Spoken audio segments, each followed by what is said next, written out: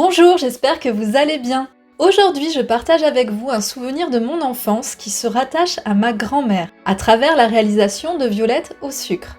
Ces petits bonbons floraux pourront être dégustés tels quels ou orner vos gâteaux et autres pâtisseries. Dans un premier temps, faites en sorte de choisir des violettes odorantes et il va sans dire de les ramasser dans des endroits écartés de la pollution, des pesticides et des zones où les chiens marquent leur territoire. Pour réaliser cette recette, vous aurez donc besoin d'un bouquet de violettes fraîchement ramassées, d'un œuf et plus précisément de son blanc, de sucre en poudre et ou de sucre glace.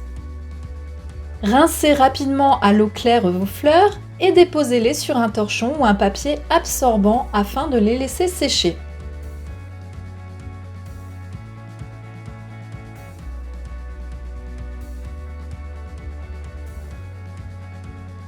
Séparez votre blanc et votre jaune d'œuf. Fouettez votre blanc d'œuf jusqu'à ce qu'il devienne mousseux. À cette étape, j'incorpore du sucre et je le fouette encore un peu avec mon blanc d'œuf. Mais vous pouvez aussi ne pas mettre le sucre à ce moment de la préparation car il existe bien d'autres façons de procéder.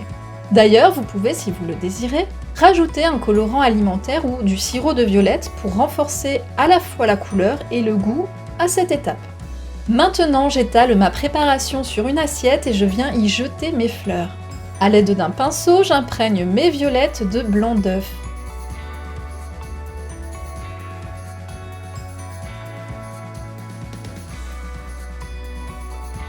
Puis je prends une à une chaque violette que j'égoutte un peu pour qu'il n'y ait pas trop de blanc d'œuf.